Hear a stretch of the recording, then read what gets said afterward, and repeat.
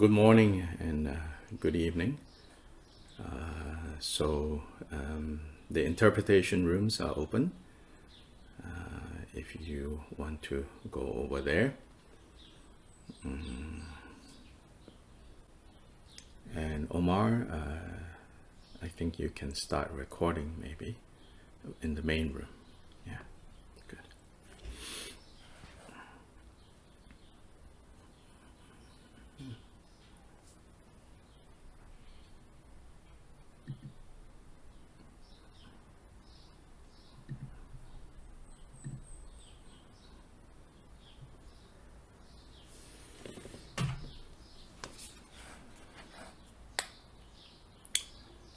So we're going to begin with the opening recitation.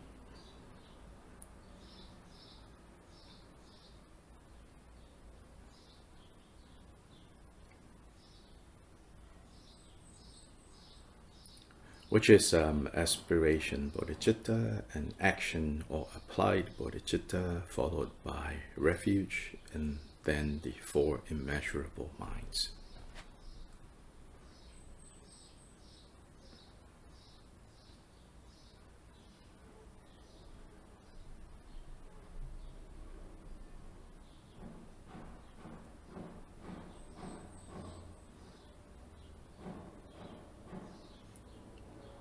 And also a four-line verse that is a brief summary of what's known as the seven-limbed prayer, the seven-limbed worship.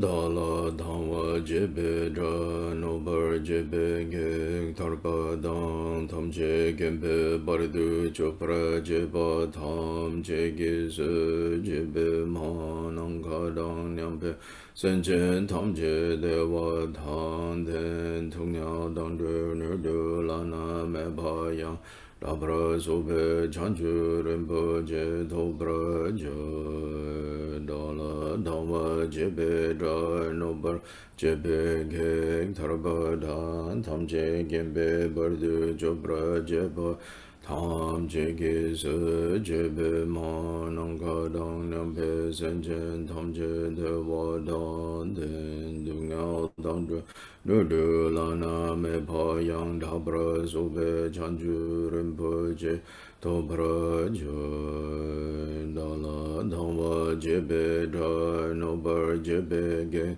tarba dan tam je gembe bardu jobra jeba tam je gize jebe ma Nangkadang nyampe senchen tam je dewa dan den dunga dan nudu lana me pa yang dabra sobe chanchu rinpo je dobra je de sama gegi bardu lunga yizum ke walagu Mashi bardu lunga yizum ke walagu du derene zungdene ma santa samji bardu lunga yizum ke walagu zanje jodan sanje chonamla Chanchu bardu dhani gyabsu chi dhagye jinsu gebe sonang ki drola penchir sanje druprashu sanje jodan soki chonam la chanchu bardu dhani gyabsu chi dhagye jinsu gebe sonang ki drola penchir sanje druprashu sanje jodan soki Chonam la chanchu bardu dhani gyabzu je dhagye jinsu gibe sonam ki rola penchir sanje drupra manang kadang nyampe senchen tamche dewa dang dewe gyundan dempra gyuji dungyao dang dungyao gi Gyudan drawa gyurji dunga mepe dewa dhame drawa gyurji nering chadang nidan drawa tangyang la nebra gyurji manang Chadang Nyampe Senchen Tamche Dewa Dang Dewe Gyudan Dempra Gyurje Dungyao Dang Dungyao Ki Gyudan Drewa Gyurje Dungyao Mepe Dewa Dang Me Drewa Gyurje Nering Chadang Nidang Drewa Tang Nyang La Nebra Gyurje Manam Kadang Nyampe Senchen Tamche Dewa Dang Dewe Gyudan Dempra Gyurje Dungyao Dang Dungyao Ki Gyudan Drewa Gyurje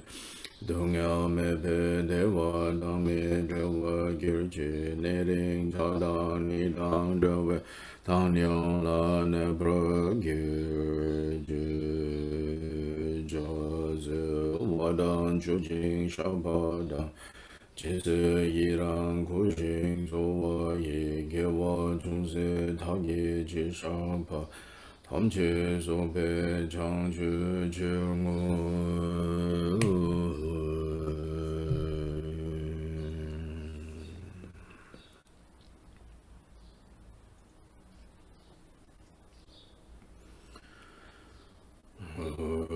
Durji Chanchen Dele Narodang Mami Dabo Badu Jiten Gonga Densun Den Sampe Lame Shab Sachu Lama Yidam Chukyong La Sopa De Soda Jijin Chu Gyabrengi Dome Samlen Gen Drape Dunsun Yong La Gya Zung Le Gya Vadu Jin Chang Pa Jiten Gumpa Shala Dedu Tatu Sam Gya Gyo Le Me Jinji Lo Shi Tu Jijin Nengi Ma Bese Ne Kyang Sim Tu De Du Du Pra Jin Chu Lo Hong Wa Jin Yu Jin No Chang Sampe Ma Gya Sa Tung Bo La Ya Sen Chu Gya Ngun Dim Nye Be Ma Jun Ne Shi Shu Dra Gu Du Ga Du Ma Po Go Ra Ge Ge Je Se Da Du Ge Je Je Lo Je Shi Su Su Gu Du Tu Ma Se Du Hong U Min Chu Ge Yi Ge Ko Dam Ne Du Su San Je Gu Ge Ga Bo Nye Ran Sen Chu Gu No Sum Ton De Be So Me La Me Sham La So Wa De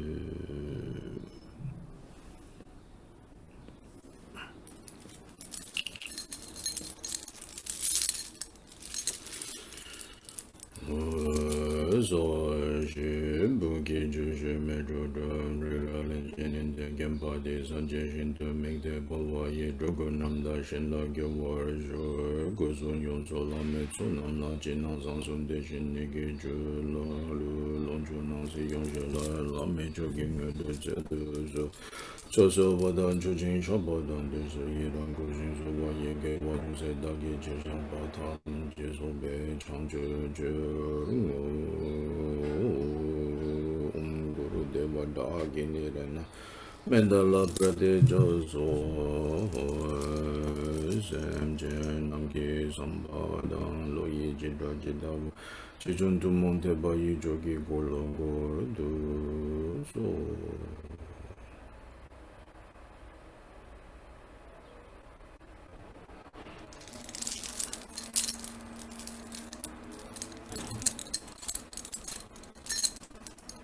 So for we are now today is the eve of Sagadawa, which this year the date for Sagadawa coincides with the Theravada observance of Vesak.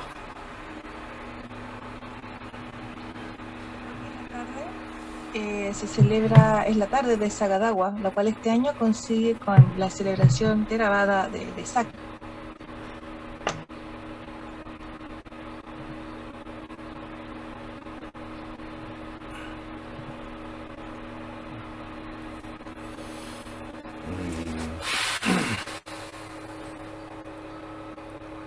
We'll just wait a few moments. The trash truck is right outside doing its sound. Welcome to Brooklyn, New York City.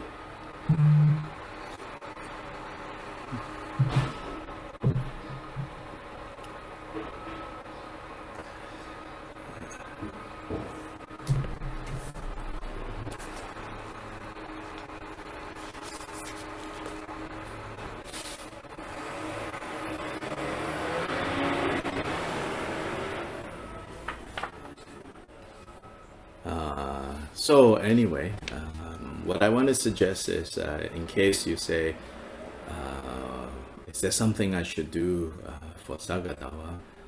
Sagadawa Duchen. Duchen is the great festival of Sagadawa, which is on the full moon. So it's Sagadawa Duchen. So for Vesak, for Sagadawa Duchen, if you say, oh, is there anything that I should do on that day that is to add to what I normally do, then in the context of Bodhicharyavatara, I would say, please, if you want to, read, cultivate, practice chapter 2 and 3. The verses in chapter 2 and chapter 3.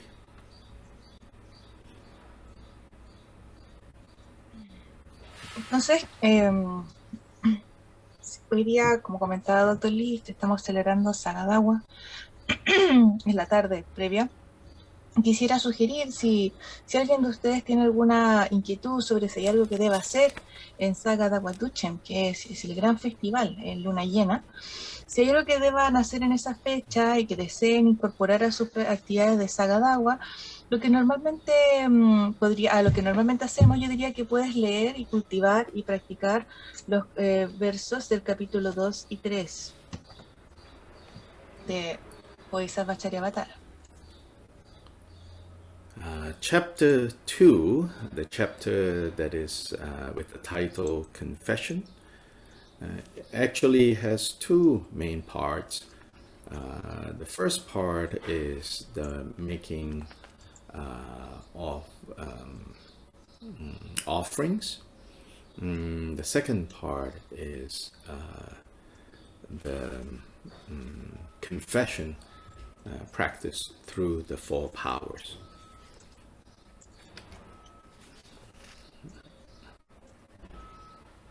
Dice el capítulo 2, ¿no es cierto?, que consiste en la confesión de las acciones negativas. Tiene dos partes principales. La primera parte es hacer ofrendas y la segunda es la confesión, la práctica de confesión a través de los cuatro poderes.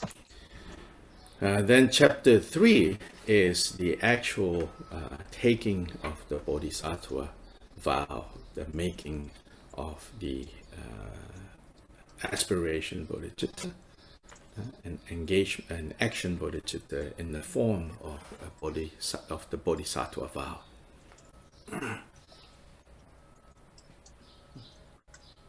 El capítulo 3 consiste en la real toma de los votos del Bodhisattva,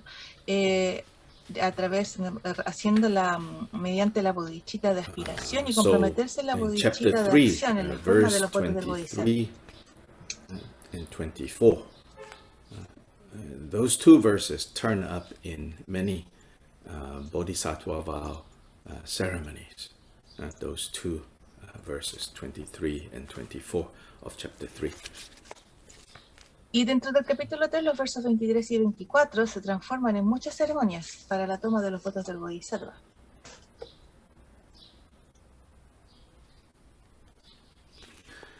Also, between chapter 2 and chapter 3, you can also find the seven limb prayer.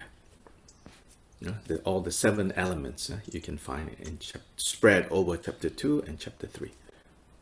Y entre los capítulos 2 y 3 también puedes encontrar elementos de la plegaria de las 7 ramas.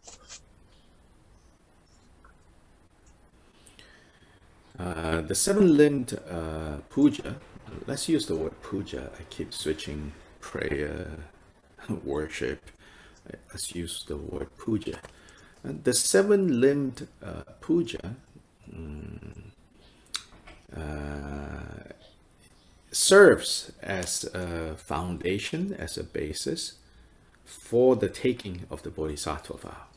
So that's why chapter 2 and 3, essentially, you have these two things.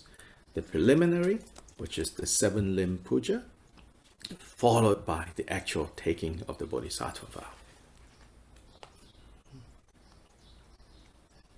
Entonces, también entre el capítulo 2 y 3 puedes encontrar, ¿no es cierto?, las plegarias de las 7 ramas, que también se conoce, puede denominarse como la puya o la plegaria de las 7 ramas. Se pueden usar ambas palabras. Esta sirve como la base para la toma de los votos del Bodhisattva. Por eso en el capítulo 2 y 3 tenemos esto, los preliminares, que consisten en la plegaria de las 7 versos, ¿no es cierto? O el puya de los 7 versos, Particularly seguido for por those la of toma us del voto del who Bodhisattva. self-identify or identify with Drigum Kagyu, in the lineage of Drigum Kagyu, it's worth pointing out that if you read Kyopa Jigten Sumgön's earliest biography written by his nephew, you will find that more than anything else mentioned in that biography is his constant practice, performing, contemplating of the seven-limbed puja. Entonces, si te identificas con el linaje de Drigum-Kagyu, es importante que si lees la biografía de Kyopa Jigten Sumgön, escrita por su sobrino, encontrarás que lo que más menciona en su biografía es su constante práctica, realización y contemplación de la puya de las siete ramas. So the seven-limbed, seven puja in seven parts, puja with seven elements. So what are those seven elements? So those seven elements, the most famous summary of those seven elements is found in this longer aspiration prayer known as the King of Aspiration Prayers, said to have been uttered by, first said by, first done by the great Bodhisattva, Samantabhadra.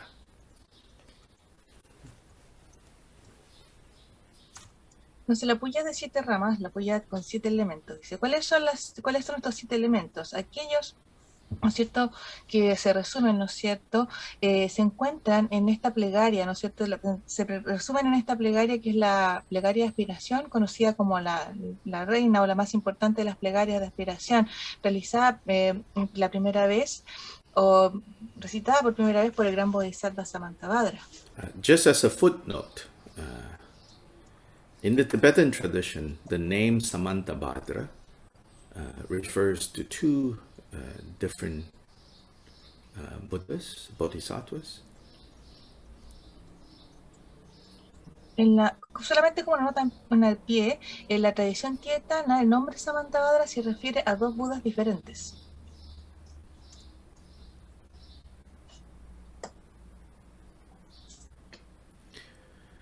In the Nyingma Dzogchen traditions, Samantabhadra, the primordial Buddha, is called Samantabhadra in the Nyingma Dzogchen sources. Entonces, las tradiciones Nyingma y Dzogchen, Samantabhadra es el Buda principal, llamado Samantabhadra. So in Thangka paintings and statues, he is always depicted like the form of a Buddha, except that he is naked and often, blue in color. Entonces, las pinturas y las tancas, en las estatuas, siempre es dibujado en la forma de un Buda desnudo y de color azul.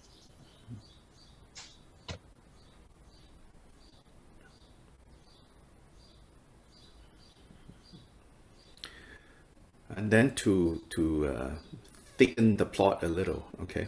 This is so that, those of you, because now we have social media, we like to share images, pictures, So we if we're going to do things like that, we should know what we're doing, okay?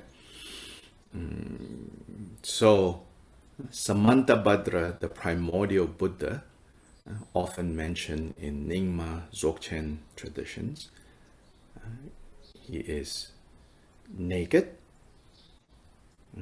and blue in color. Yeah. Then, if it is a Bonpo representation of Samantabhadra, often you see hair like long hair, a little bit on both shoulders. A little black on their shoulder. And that's often, you see that in Bonpo representation. Y ahora que tenemos, Because in Bonpo Dzogchen text, they also call the primordial Buddha Samantabhadra. ahora que tenemos redes sociales y nos gusta compartir fotos, deberíamos, o sea, fotos de los Budas, deberíamos entonces saber lo que estamos compartiendo. Entonces, Samantabhadra, el Buda principal mencionado en las tradiciones Nyingma y Dzogchen, ¿no es cierto? Si es además una representación Bonpo de Samantabhadra, la imagen la vas a ver también con un poco de pelo en ambos hombros.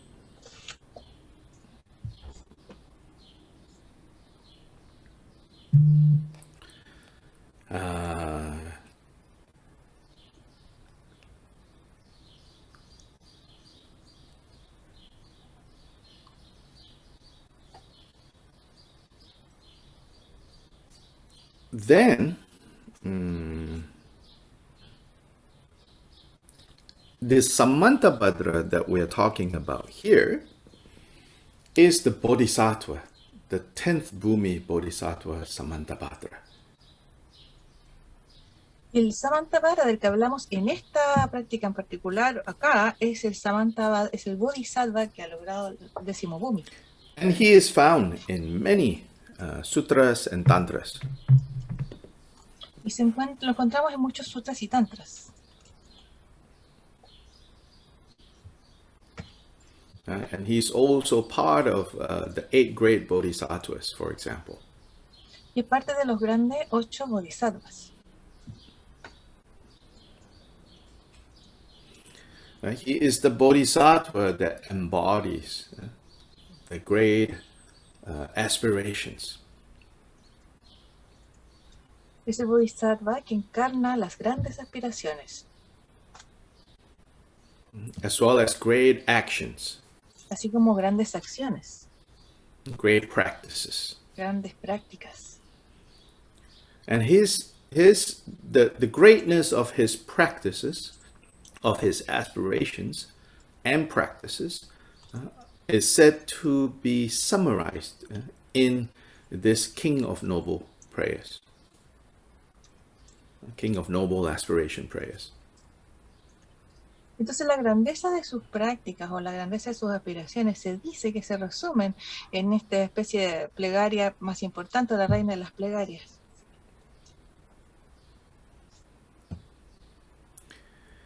And the most famous 7-limbed puja recitation is often taken from this King of Noble Aspiration Prayers. The first 12 stanzas, the first 12 verses, is often the one that is recited.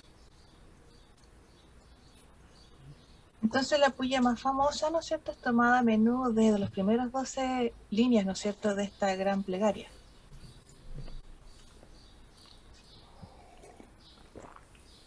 The last verse of these 12 verses is the verse for dedication, as well as the verse that summarizes the 7 limbs, the 7 elements. Entonces este último verso, este último de los 12 versos, es el verso de dedicación y también es el que resume esta plegaria de las 7 ramas.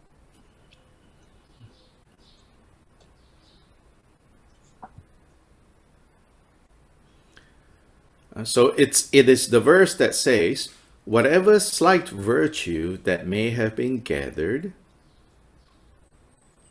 Es el verso que dice, cualquiera virtud, por más pequeña que sea, que yo haya logrado,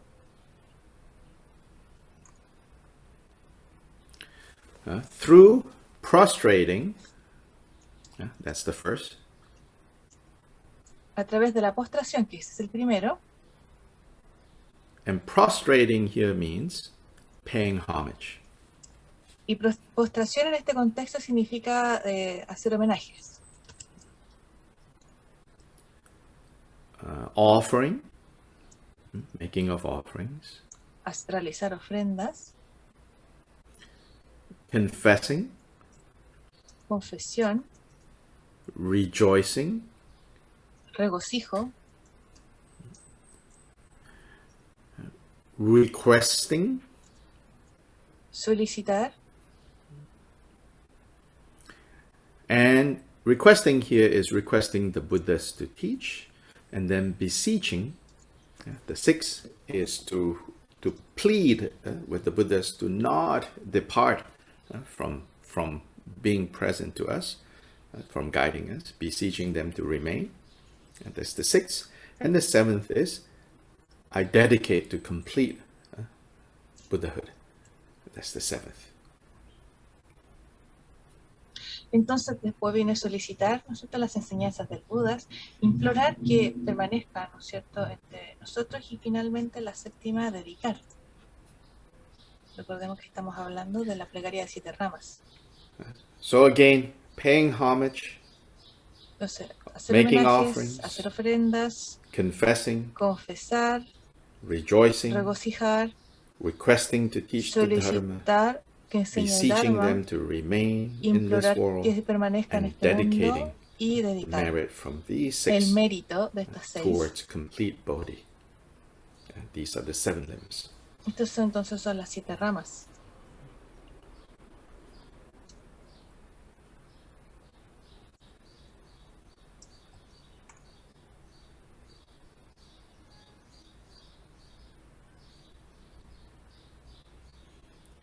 Yeah, so it's good for us to know this particular puja, this particular prayer, because from the example of Kyopa Jigten Sumgen, it said that again and again, he did that.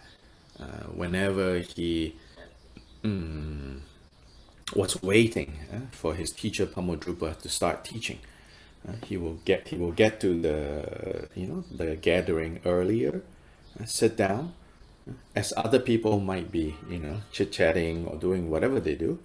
It's said in his biography, he will always do the 7-fold, the 7-limb puja.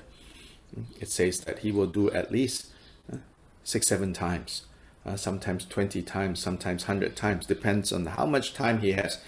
He will sit down and he will recite this 7-limb puja.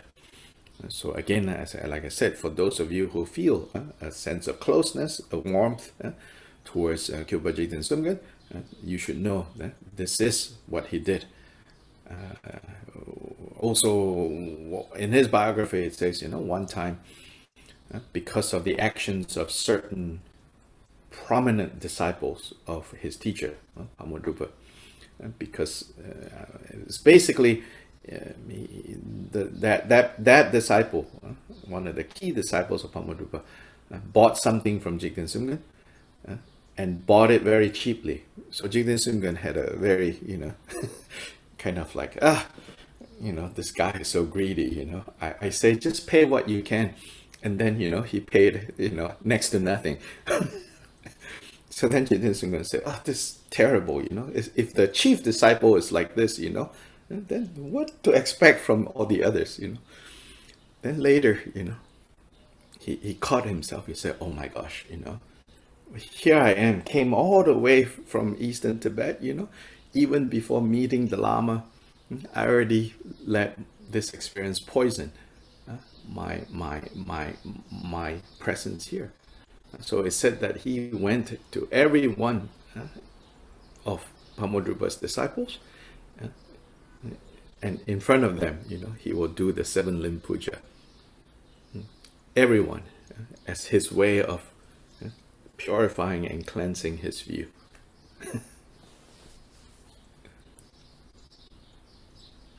Entonces dice, esta plegaria es bueno para nosotros, es muy bueno saber esta puya o plegaria.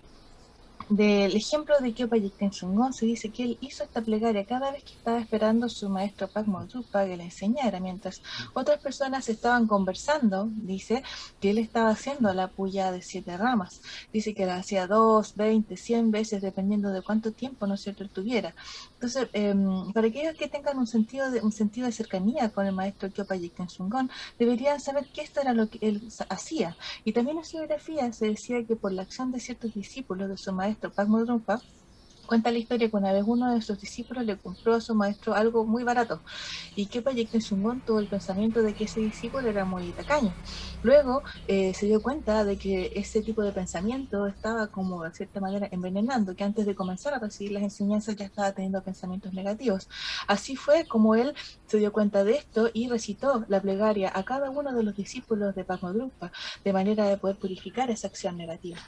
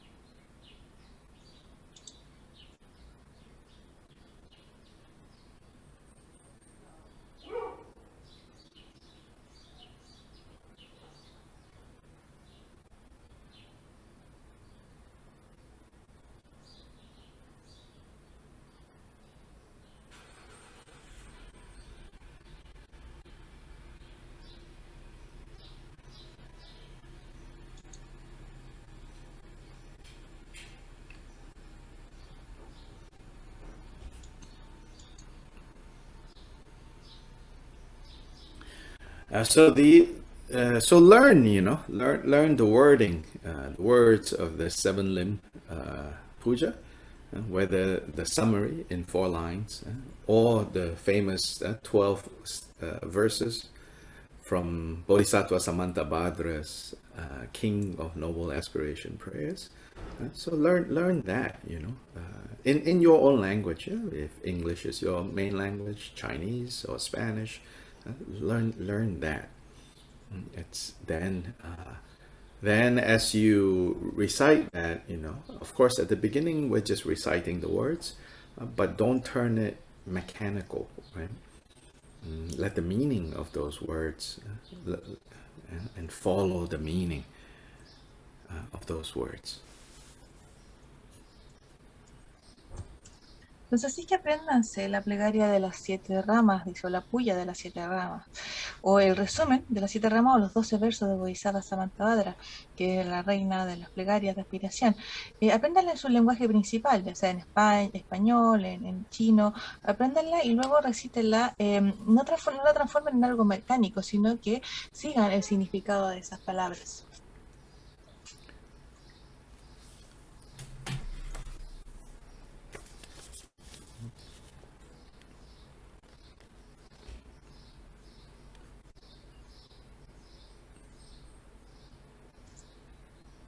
So spread throughout, again, now coming back to Bodhicharyavatara, across chapter 2 and chapter 3, basically, another way of understanding chapter 2 and 3 is there is the 7 limb puja as the foundation, and then as the ngondro, as we would say, ngondro is foundation.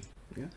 So 7 limb puja as the foundation, as the ngondro, and then the taking of the Bodhisattva vow as the main part. So this is chapter 2 and 3.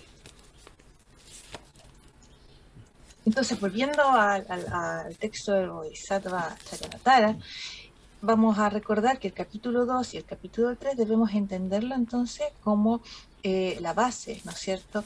Están las 7 ramas, la puya que es la base, así como es el nondro para la toma de los verses 1 to 25 is mainly focused on making offerings. Entonces los versos 1 al 25 están enfocados principalmente en hacer ofrendas.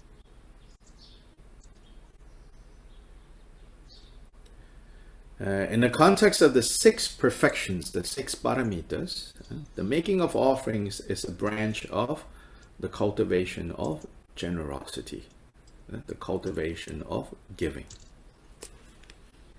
Entonces el verso 1 al 25 está enfocado en hacer ofrendas. En el contexto de las 6 perfecciones o las 6 paramitas, hacer ofrendas corresponden a cultivar la generosidad, que es una de las paramitas. Then it is taught, like for example, Buddha taught this, of course, but if you want to find easy places to find discussions of this, Jewel Ornament of Liberation by Gampopa, the chapter on giving, Dana Paramita, the perfection of giving or generosity. So there we learned that the Buddha taught that there are generally three types of giving. Entonces Buda enseñó, y bueno, si lo quieren encontrar en un contexto más específico, lo pueden encontrar en la Joya y Liberación de Gampopa, en su capítulo de la generosidad, y ahí aprendemos que el Buda enseñó que existen tres tipos de dar, de generosidad, de entrega o de ofrendas. The giving of material objects that are needed by others. La entrega o dar los objetos materiales necesitados por otros. Enjoyable by others. Que los pueden disfrutar otros. O los complacen. That others need, that others like, that others enjoy. Que a las otras personas les gustan o que disfrutan estos objetos materiales. Then the giving of what's called fearlessness, the second kind of giving. El segundo tipo de dar se refiere al sin. What that means. Voy a explicarlo con detalle ahora cuando explique Dr. Lee. In terms that we can more easily understand, it means, giving others mental, emotional support, giving others protection, helping others feel safe. So that's the giving of fearlessness. Okay, es como una especie de, el segundo tipo de dar se refiere a dar calma, a dar otros como un enfoque, un soporte emocional, como una protección emocional. Offering kind words, dar palabras consoling those who are amorosas, consolar, sad, being there for a friend. That's all the giving of fearlessness. Es como dar, la traducción exacta, él utilizó la palabra fearlessness, que quiere decir intrepidez. El segundo tipo de dar entonces se refiere a dar esta intrepidez o esta capacidad mental de soportar y de calmar a los otros. The third type of giving is the giving of Dharma. El tercer tipo de dar o de entrega en este aspecto de la generosidad consiste en entregar el Dharma. Giving of Dharma can occur directly or indirectly. Y este dar el Dharma, esta entrega del Dharma puede ser de manera directa o directa. And we need to have skill to know when it's appropriate and useful to give Dharma formally and when it is not. And when it is necessary to give Dharma indirectly, and when it is not useful to try to give Dharma, offer Dharma to others. So it takes skill, this third form of giving. Y en esa tercera forma de dar Dharma, ¿no es cierto? Se requiere tener habilidad para saber cuándo es apropiado dar el Dharma formalmente, o cuándo es apropiado dar el Dharma indirectamente, o cuándo no es útil dar este Dharma.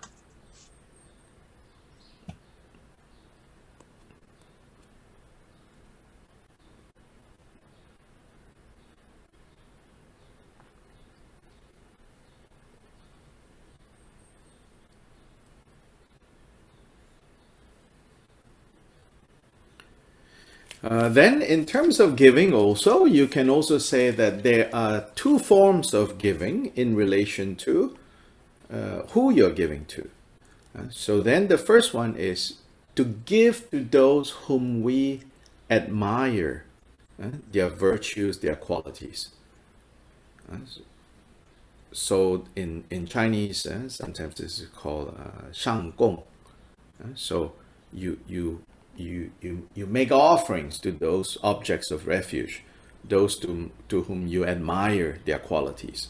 So that's the making of offerings. Then there is the giving to those whom we recognize need our offerings, need our help. So in Chinese, 下施, so that is like making charity, like giving to those who need from us. Y en términos de la entrega, también podríamos decir que hay dos formas de dar en relación a quién se le entrega. Primero, podemos darles a aquellos a quienes admiramos sus cualidades y virtudes. Hacemos ofrendas a aquellos que son objeto de nuestro refugio. Y también damos a quien, y la otra forma, ¿no es cierto?, de dar es a quienes que nosotros reconocemos necesitan nuestras ofrendas o nuestra ayuda, como una suerte de caridad. So in Tibetan, these two are called chupa and jinpa. So making offerings and making charity, you can say. Y en tibetano se llama chopa y kimpa, que es uno es hacer ofrendas y el otro es de alguna manera decir hacer caridad. Then another aspect of giving or offering, it said that when we engage in giving and offering, especially when we engage, like say in this context, in the Bodhicharyavatara context, the offerings is offering to the objects of refuge, right? So when we make offerings to the object of refuge, it is important that we kind of do it with what's known as the three purities. Stainless in three ways. Luego otro tipo de dar ofrecer es cuando estamos comprometidos en hacer ofrendas, ¿no es cierto? Y en este contexto la ofrenda es la ofrenda a los objetos de refugio. Y es importante en este caso que esa ofrenda se haga con las tres purezas o sin manchas en tres formas. So first, the first purity, which is who we are giving to, are pure and stainless. So that means we choose the Buddhas and the Bodhisattvas, these objects of refuge, that they are stainless, they are pure. Entonces la primera pureza es en relación a quién le damos estas ofrendas, ¿no es cierto? Estos objetos, digamos, a quienes le damos las ofrendas deben ser puros y sin manchas. Elegimos, por tanto, a los Budas y los Bodhisattvas, que son puros. Now, with this first one, you might think, oh, Buddhas and Bodhisattvas, of course they are stainless, of course they are pure. So I don't need to worry so much about it. But I would say, no, we should still be careful. And what I mean here is not be careful that, oh, what if, who you think is Buddha is actually not Buddha. I'm not so much talking about that. I'm talking about the way you offer and how you perceive.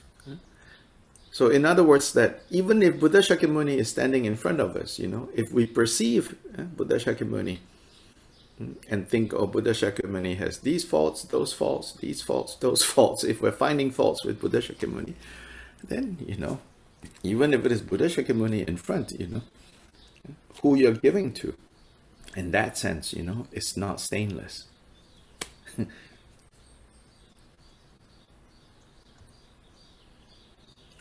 Entonces, igual deberíamos tener cuidado de la forma que ofrecemos y cómo percibimos estos objetos de refugio. Porque si incluso si Buda Shakyamuni estuviera enfrente de nosotros y nosotros pensáramos que Buda Shakyamuni tiene faltas, que tiene esto que no me gusta, esto que no me gusta, luego, incluso si el mismo Buda está enfrente de nosotros, en este caso no se lo estaríamos dando a alguien que es sin mancha, porque esas manchas estarían, ¿no es cierto?, en nuestra percepción. So anyway, first is purity of object, second is purity of intention. Entonces lo primero tiene que ver con la pureza la pureza del objeto y segundo es la pureza de la intención. So don't give with expectations, don't give with agenda.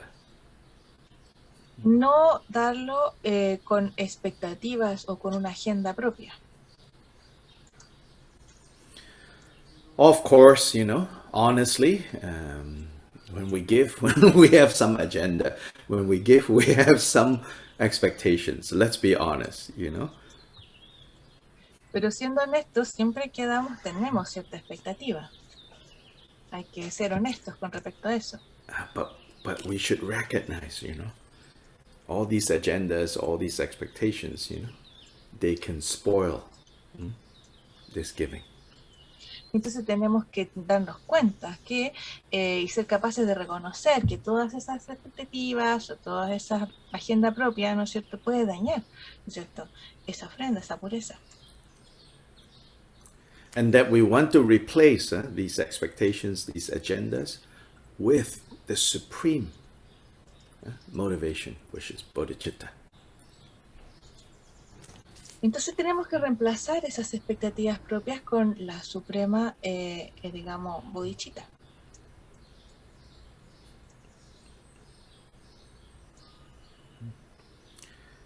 Now again, footnote, okay? Please try to remember, bodhicitta is not just compassion. Yeah, compassion is one element. Recordar, aquí una nota importante, que debemos recordar que bodhicitta no es solamente la compasión. La bodhicitta tiene más de un elemento. I cannot emphasize this enough, you know, throughout studying Shantideva. Yeah? Know that the term bodhicitta covers a much broader range of qualities. Entonces no puedo enfatizar esto lo suficiente. Ese bodhicitta es un gran rango, ¿no es cierto?, de cualidades. One side of bodhicitta is love and compassion. Another side of bodhicitta is wisdom. Un lado de la bodhicitta es amor y compasión, y el otro lado de la bodhicitta es sabiduría. And the cultivation of bodhicitta begins with a focus on ourself, but a skillful way of focusing on the self, so that we begin to see that although we need to start with focusing on self, we need to go beyond self.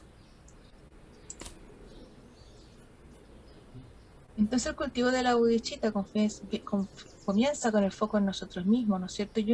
Pero una forma hábil del foco en uno mismo, y tenemos que ir más allá de eso, más allá del uno mismo. In order to achieve the great self. Con el objetivo de alcanzar como el gran uno mismo. What is this great self? In quotes, yeah, great self. This is the great self that the newly born Siddhartha proclaimed. Este es el nuevo uno mismo que el nuevo nacido Siddhartha proclamó. It is said that baby Siddhartha, when he was born, you know, he could walk, and he took 7 steps. And when he took 7 steps, it said that each step he took, you know, a lotus blossomed to receive his foot. So he took 7 steps. It is said that when he took 7 steps, you know, after taking 7 steps, in some accounts it says he took 7 steps in the 4 cardinal directions. So when I read about that, I always try to think, you know, so that means he went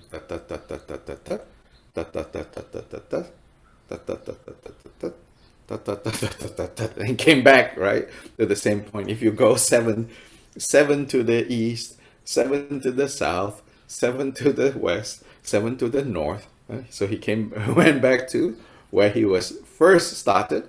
Then it said he raised one hand pointing to the sky and one hand pointing to the earth, and he says, up in the heavens above and down here on earth, I am supreme. That's the great self.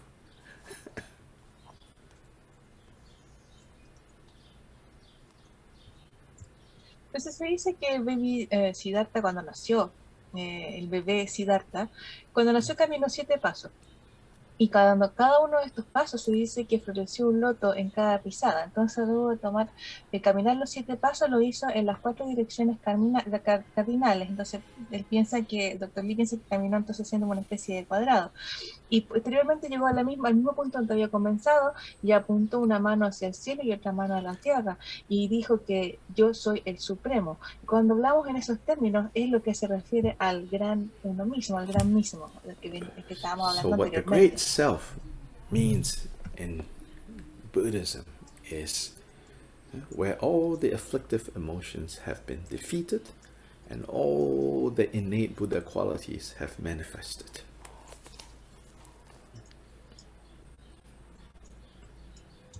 Entonces, cuando hablamos del gran uno mismo, significa en el budismo, básicamente que es el momento en que todas las emociones aflictivas han sido vencidas y cuando surgen todas las cualidades. Purity of self, purity of intentions, the second. Then the third purity is the purity of what is given. Entonces, eso cuando nos referíamos a la pureza de uno mismo. Entonces, y la tercera What is pureza offered. es de lo que es la pureza de lo que se entrega, la pureza de lo que es ofrecido. Obviously, don't offer anything that's going to harm the other person. Entonces, no se ofrece nada que pueda dañar a la otra persona. Don't offer anything that has been tainted by our stinginess and our manipulative. I will give them this so that they will do this. Y no damos nada que tenga como una intención detrás o que tenga una suerte de manipulación por detrás.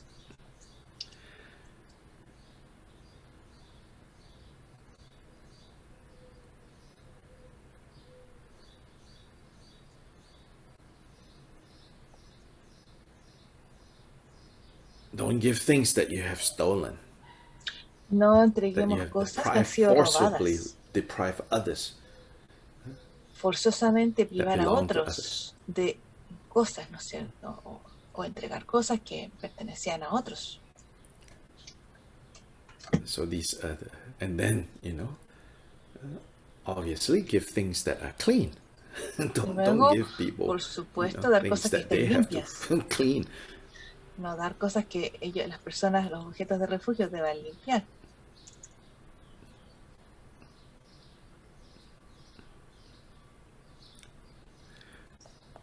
So if you do maintain a shrine, today, tonight is a good time to give it a good clean, to wipe it down, to prepare the offering bowls, because Sakadawa Duchen is coming.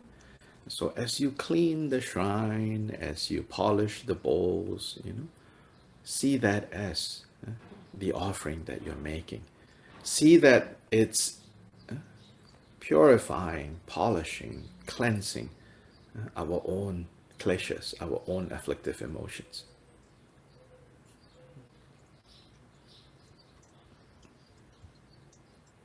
Entonces, si mantienes un altar, hoy es un buen momento para limpiarlo, preparar y lijar y pulir los bowls de ofrendas, porque mañana viene Sagadagua. Entonces, si limpias el altar, velo como tu ofrenda, como una manera y también como una forma de purificar tus propias emociones aflictivas o kleshas.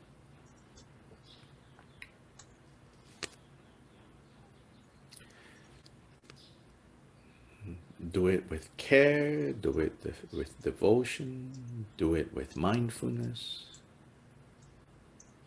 Lo puedes hacer entonces con cuidado, con devoción, do it with presence of mind. Your mind should be here, should be present, not somewhere else as you are cleaning your shrine. Tu estado de mente debería estar presente, no en otro lado mientras estás limpiando tu altar.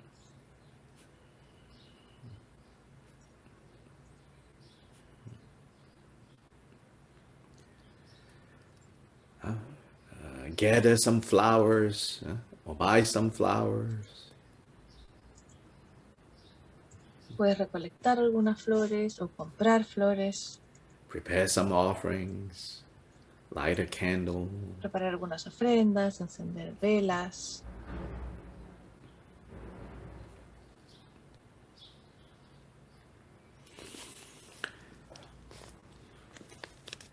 yeah. So then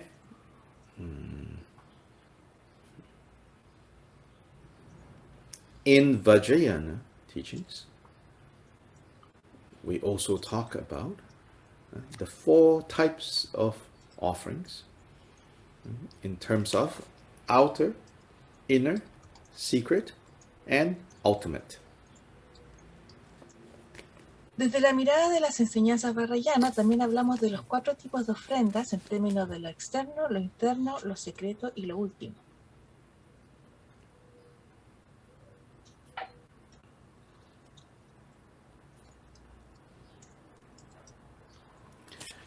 The outer offerings, has form. Yeah? The things that we actually offer. That's the outer offerings. Entonces la ofrenda externa es aquella, ¿no es cierto?, que es la de la forma, aquella que tiene la forma de lo que nosotros estamos ofreciendo. Inner offerings are the offerings that we use our mind to create, and in other words, to create, to imagine, and we offer. That's the inner. La ofrenda interna tiene que ver con aquellas que nosotros utilizamos nuestra mente, como para crear, para imaginar, pueda eso ser ofrecido en forma de ofrenda. Secret offering is the experience of delight and pleasure that arises when we have our sense experiences, sight, sound, smell, taste, touch, and thoughts. Whatever delight, pleasure that arises, knowing to offer that without grasping, that's what we call secret offerings. La ofrenda secreta es aquella experiencia, ¿no es cierto?, de la luz y el placer que surge cuando tenemos nuestras experiencias de los sentidos, como el pensamiento, tocar, mirar, saborear. La ofrenda es hacer la ofrenda sin aferramiento a estas experiencias.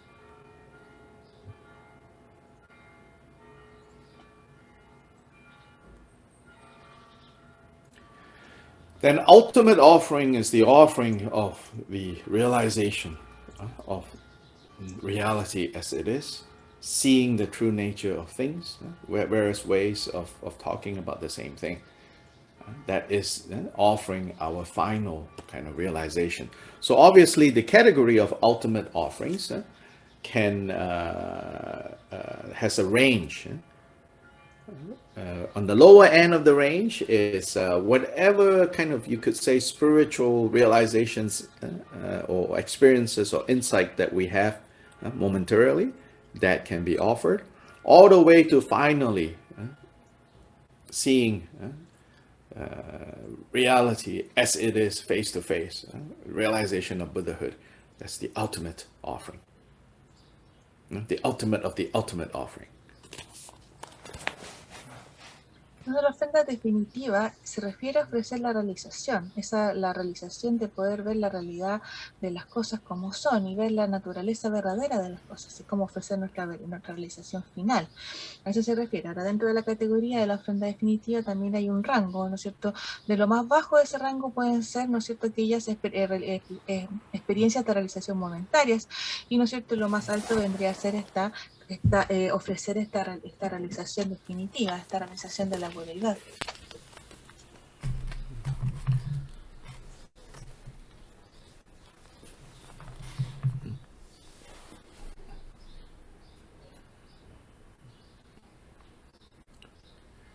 Then there is also finally the discussion or the teaching on how do we make offerings to our spiritual guides,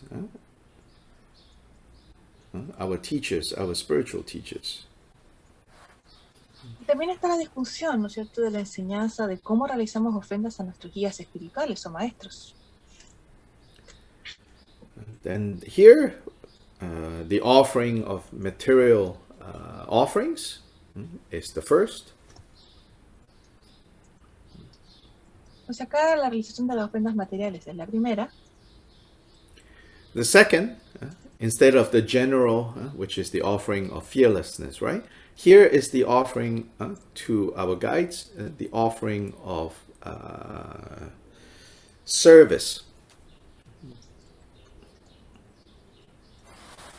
Y aquí la segunda ofrenda consiste en la ofrenda del servicio.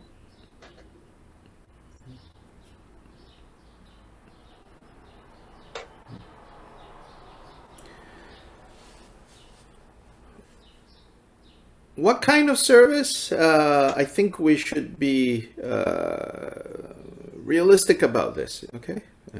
We should not create situations that can bring about problems. So here, service is to serve our guides, our teachers, in the sense of doing what we can to make it easier for them to play the role that they are playing, to be a teacher. So to support their Dharma activities, to serve them in that way. Entonces, cuando hablamos de servicio, ¿a qué tipo de servicio nos estamos realizando? Y tenemos que ser realistas para no entrar en situaciones problemáticas. Cuando hablamos de servir a nuestros guías y maestros, lo hacemos en el sentido de hacer más fáciles para ellos el rol que hacen, soportar, por ejemplo, las actividades del Dharma.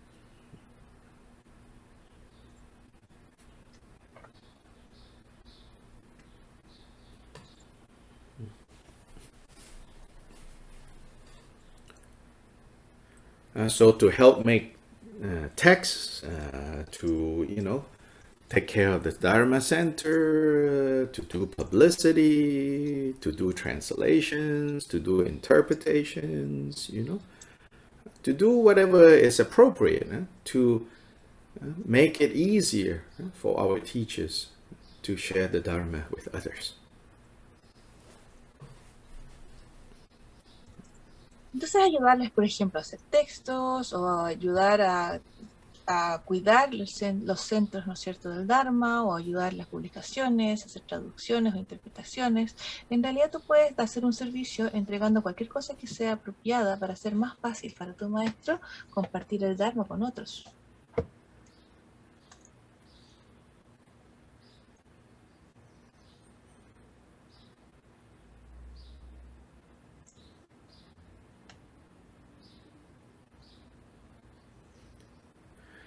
And to serve our teachers with a caring and skillful way, In other words, don't do things that, are like basically spoiling them. Even if you know they really like something, you should not just, oh yes, I should give, I should serve, I should do. More like depending on context, like a wise parent, a wise sibling, protect the best interests of our teachers. Sometimes it means saying no. It's like, no, you already have 7 donuts, no more.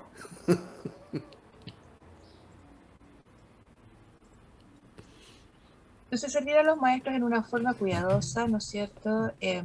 Y no hacer cosas que también puedan de alguna manera hacerles daño, ¿no es cierto? Incluso si sabemos que a ellos realmente les gusta algo, como por ejemplo la suerte de padre sabio o un pariente sabio, proteger del mejor interés de nuestros maestros. Por ejemplo, podríamos decir que si el maestro ya se comió 7 donuts o 7 pasteles, decirle que no le vamos a dar otro más.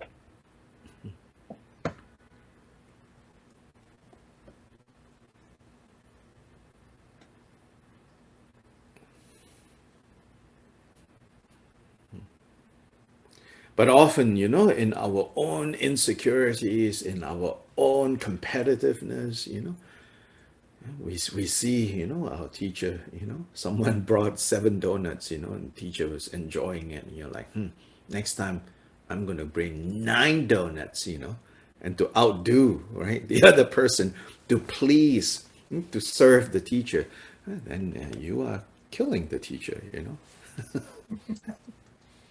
Sí, sí, bueno, You a veces cannot, on the one hand, beseech the teacher, please remain long, please remain long, and at the same time, you know, sending donuts all the time. It doesn't work like this, you know. entonces dice que a menudo, a raíz de nuestras propias inseguridades y necesidad de competir, ¿no es cierto?, de complacer, le traemos al maestro, ¿no es cierto?, que ya se comió 7 donuts o 7 pasteles, entonces pensamos, la próxima vez le voy a traer 9 donuts, ¿no es cierto?, para el maestro. Y al mismo tiempo le rogamos al maestro que se quede por mucho tiempo con nosotros. Dice que eso no funciona así.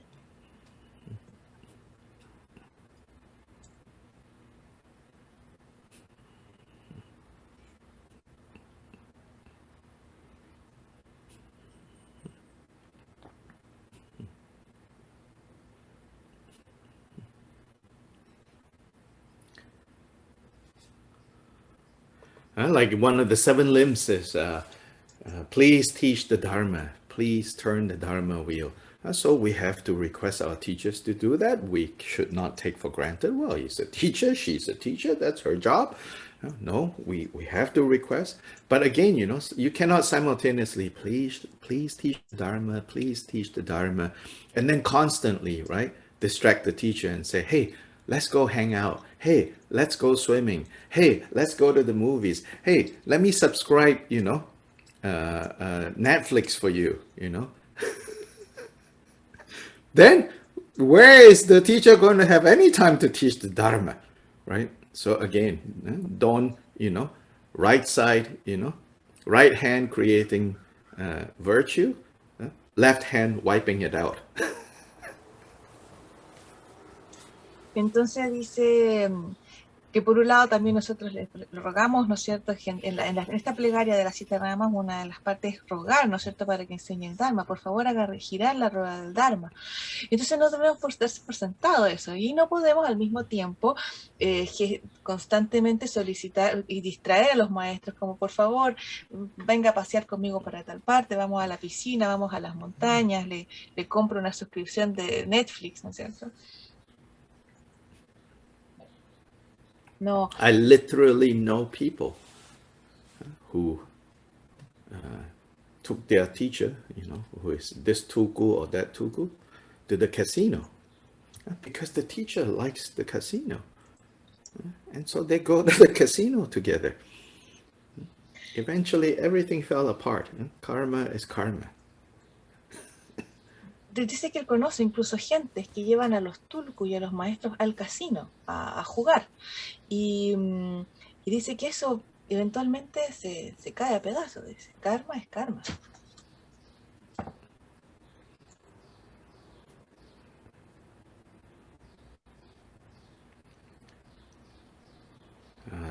Kyoba Jigten reminds us, he says, even a 10th Bhumi Bodhisattva, you know, one stop before Buddhahood, even a 10th Bhumi Bodhisattva, if whatever unskillful actions of body, speech, and mind that they create, that karma will ripen.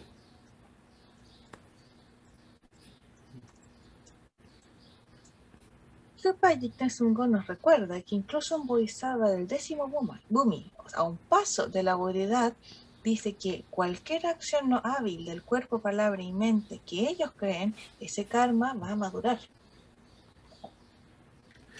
Then the third offering that we students can offer to the teacher is the equivalent of offering dharma, right, in the general 3 types of giving. Here, what do we offer? We offer our practice. We offer our practice. So what does that mean? It means, you know, whatever instructions, dharma guidance that our teacher has given us, we take to heart, we practice. That is, in fact, said to be the highest offering that you can offer to your teacher.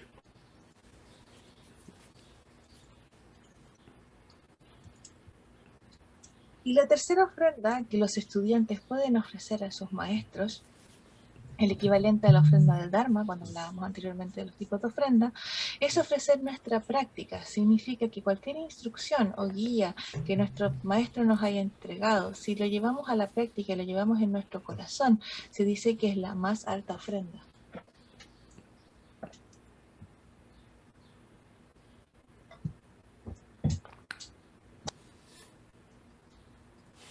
So that's the third and said to be the best type of offering that we can give our teachers, is to put the instructions into practice. And if there are teachers who don't seem to care that you put the instructions into practice and expect other things from you, then maybe, slowly but politely, kind of distance yourself.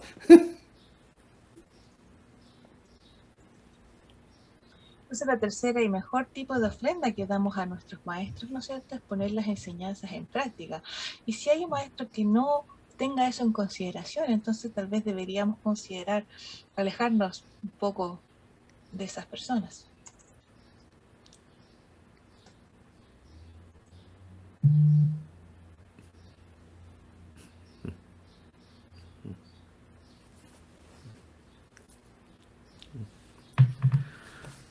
So now coming back to Bodhicharyavatara. So all those are, kind of general understanding of offerings, all its different aspects. Yeah. So now we look at Shantideva. The very first verse of this chapter is the paying homage. Remember the 7 limb? The first is prostration, or, less literally, is paying homage.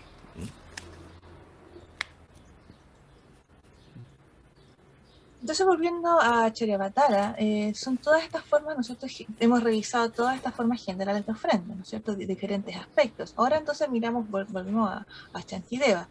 Y el primer verso es dar homenaje, ¿no es cierto?, en relación a las 7 ramas, ¿no es cierto?, la comparación es la postración, ¿no es cierto?, que es lo que literalmente significa el homenaje.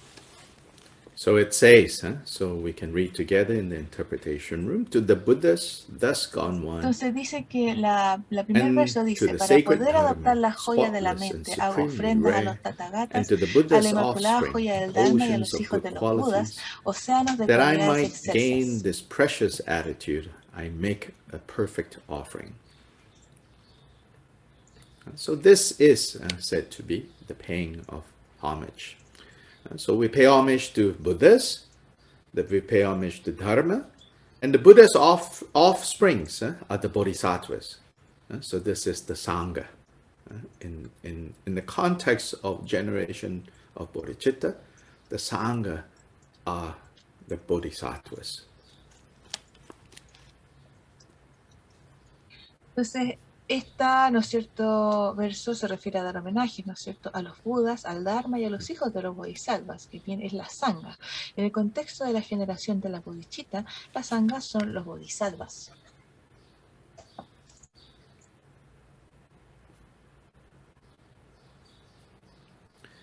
So that I may gain this precious attitude, that I may generate the Bodhisattva vow, first I pay homage to Buddha, Dharma, Sangha. Entonces pueda yo obtener esta actitud preciosa, ¿no es cierto?, para ganar el voto del Bodhisattva, hago homenaje al Buda, al Dharma y a la Sangha.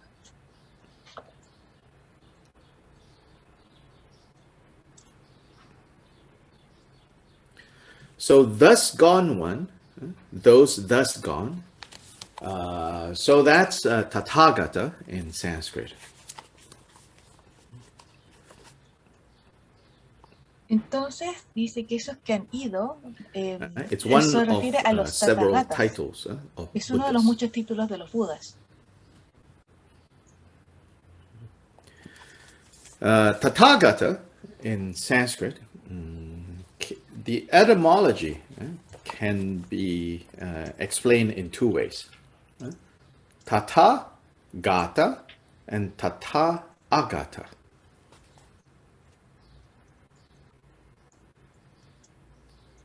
Entonces, en Tathagata, en sánscrito, la etimología se puede explicar de dos formas. Se divide Tathagata y Tathagata.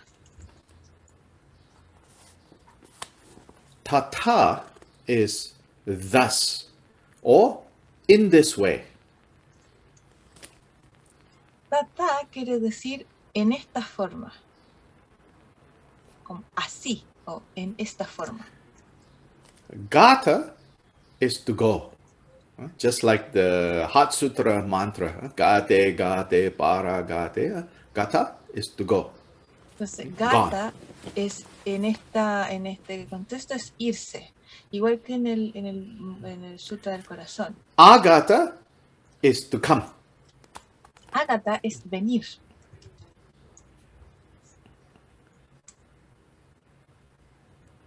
To come back. Volver. So Tathagata is thus gone.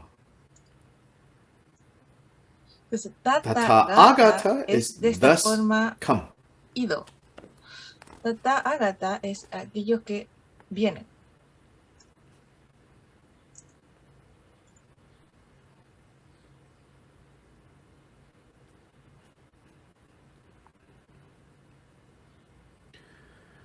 So Buddhas are those who have gone from the state of confusion to the state of clarity, thus gone by the power of wisdom.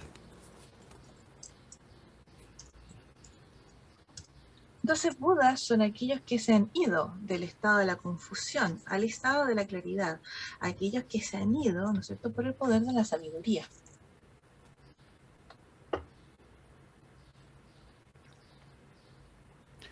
Buddhas are also those who have come to guide us, to show us the way.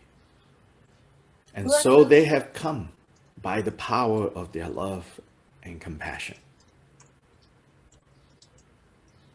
Entonces los Budas son también aquellos que vienen a guiarnos y vienen por el poder del amor y la compasión.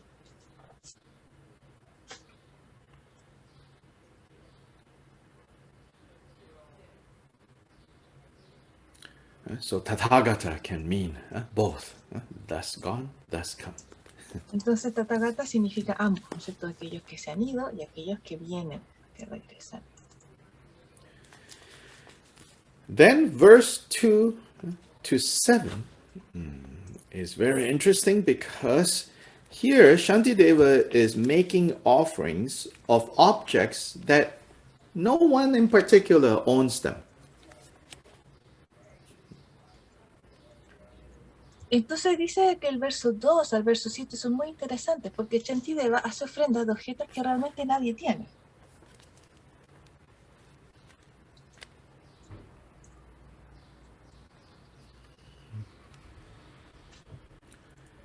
So this is, in a way, you could say, an easy way to begin practicing, cultivating this giving, is to give things that no one in particular owns it.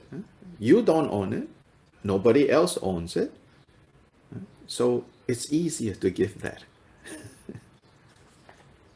Es una forma fácil de comenzar a cultivar, ¿no es cierto? Esta forma es dar cosas que no le pertenecen a nadie, ¿no? Que no son propiedad de nadie.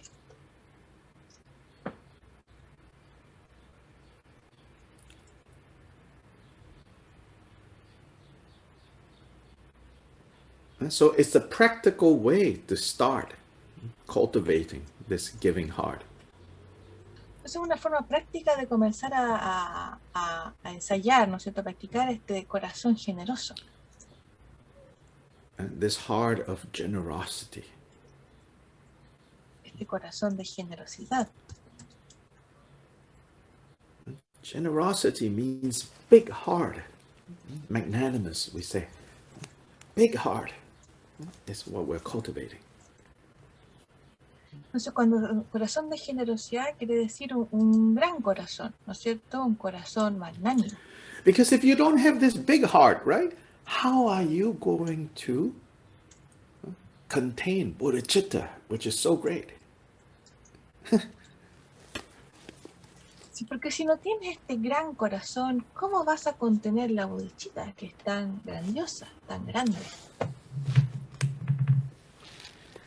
So here together we're going to read 2 to 7. Yeah?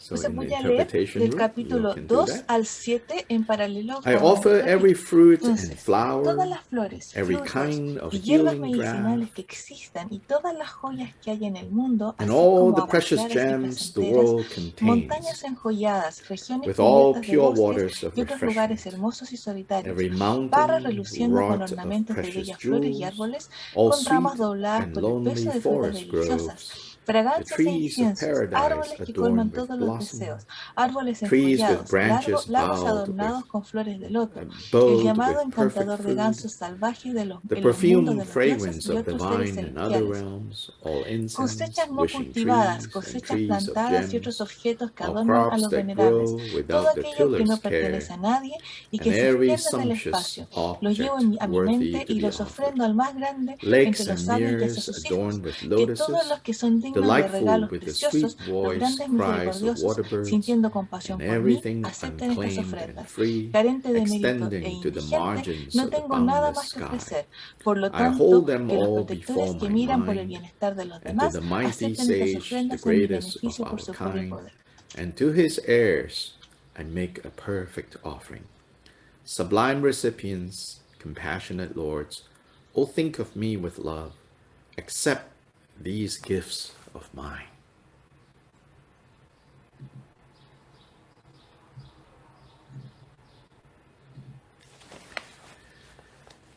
Yeah, so verse 6 first, it says, I hold them all before my mind, meaning I bring to mind, all these wondrous things. These are basically wonders of the world, both that we have seen before and those that we can only imagine. So it says, the trees of paradise, so all the wonderful offerings, all the wonders of nature, you bring them all before your mind. And then mentally you offer to the Buddha and the Bodhisattvas. Entonces el verso 6 dice, todas las maravillas del mundo, ¿no es cierto? Todas las cosas que yo puedo imaginar, todas estas maravillas las traigo, ¿no es cierto?, enfrente a mi mente y las ofrezco mentalmente a los Budas y los Bodhisattvas. So if we know how to practice in this way, we don't have to be so tight, with ourselves and say, oh, I should watch out for attachment. I should watch out for, desire. And then we walk around we live our life, in a very tight way. Here it says, no, you can open your eyes, you can open your senses and recognize what you see as beauty, what you see as pleasure, what you see as delightful. You can take that, and now take all of that, so that each time when you want to make offerings, even with or without physical offerings, these delightful experiences, these things that you have seen, that you have thought of, that you have heard of, that is wondrous, all of that you can offer.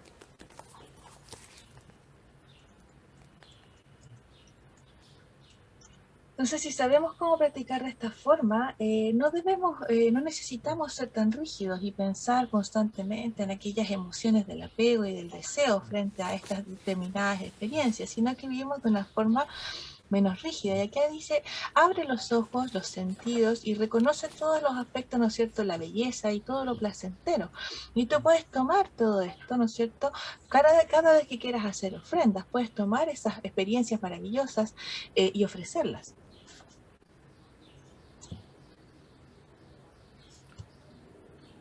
So now, like in Brooklyn, on my way to the subway station, I passed through this grocery in the corner. with all the fruits, arranged nicely, and the vegetables. Then I cross the street, and there's a florist there with all the plants and flowers. Instead of walking like with, oh, I have to be mindful, I cannot, kind of very tight, No, you just look at all of that, and you feel like, oh, wow, there's abundance, then you offer them. You go out, you hear, birds chirping. You offer that. And then you also, in New York, I don't know how many limousines the size of like buses, the length of buses I've seen, then all, you offer. Not that I want to, sit in any of that, Not saying this out of jealousy, really, but I think, oh my God, like, that means getting stuck in traffic for a long, long time. But someone else is obviously enjoying it, So you take that, you say, oh, whatever that person is enjoying, I offer that as well. Entonces él dice que camino a la estación de metro, él está en este momento en Brooklyn, y camino a la estación pasa por una tienda donde están todas esas frutas y plantas y flores, y entonces en lugar de caminar y pensar, no, tengo que tener mi mente concentrada, ¿no es cierto? En realidad tú puedes tomar esas experiencias y mirar y sentir toda esa abundancia y apreciarla y ofrecerla, y escuchas los pájaros cantando y también lo puedes ofrecer. En Nueva York dice que no sabe cuántas limusinas hay del tamaño de un bus. Y él, a pesar de que piensa que realmente es complicado tener una limusina de ese tamaño, porque con la cantidad de tráfico que hay en Nueva York, pero él piensa que de todas maneras las limusinas alguien las debe estar ofreciendo y disfrutarla. Por lo tanto, también las puedes ofrecer y tomar esa experiencia de regocijo y ofrecerla.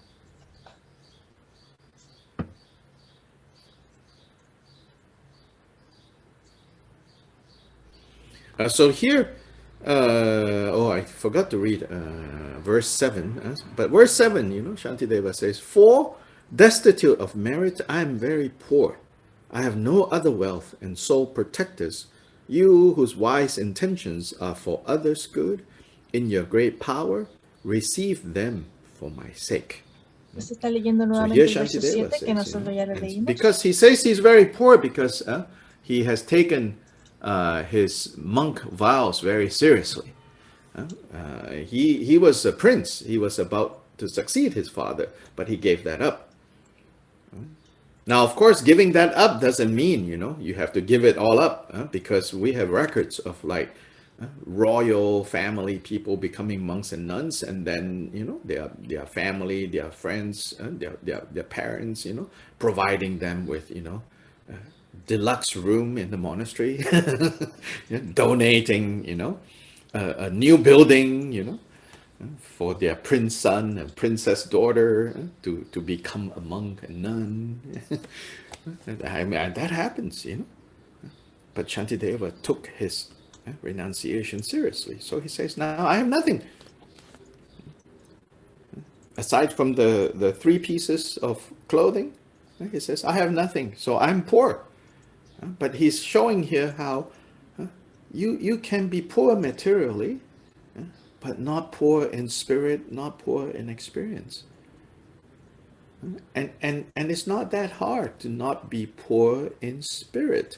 Not be poor in spirit in this context means there's so many things, so much wealth that you can have, that you can enjoy, that doesn't belong to anyone. Look at those things. Don't look at what you don't have. Look at what you can have. Take that and offer that, share that. Entonces Shantideva en el verso número 7 dice que él es muy pobre porque ha tomado sus votos de monje muy en serio. Él era un príncipe, pero renunció a eso. Y significa que debes realmente renunciar, porque hay muchas historias donde seres han renunciado, ¿no es cierto?, a estas riquezas, pero que de todas maneras pertenecen a familias con mucha riqueza y continúan recibiendo donaciones y la habitación más lujosa del monasterio y una serie de cuidados, ¿no es cierto?, para continuar viviendo de modo lujoso. Pero él realmente, Shantideva, tomó su renuncia muy en serio. Solamente poseía estas 3 piezas de ropa, ¿no es cierto? Así que era muy pobre.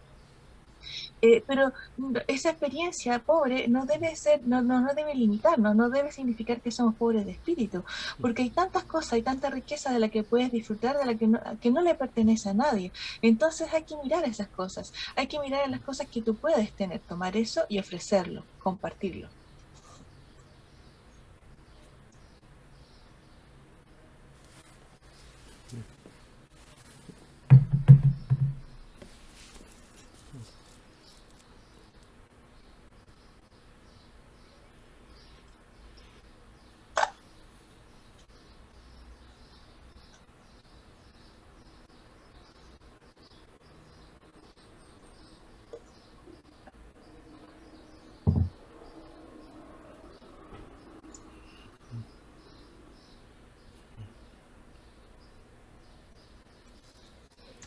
So without skill, without understanding, even if you're literally provided with, surrounded by a lot of wealth, your existence is the existence of a hungry ghost.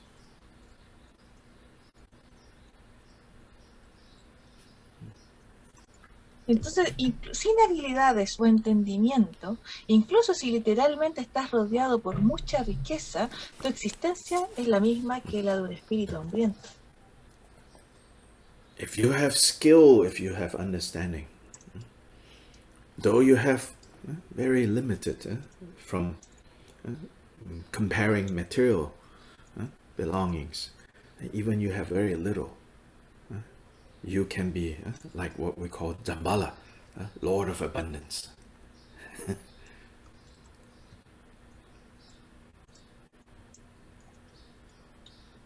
Entonces, si tienes habilidad y entendimiento, si bien podrías tener muy pocas cosas materialmente, puedes tener, ¿no es cierto?, Zambala, que es el Señor de la Abundancia.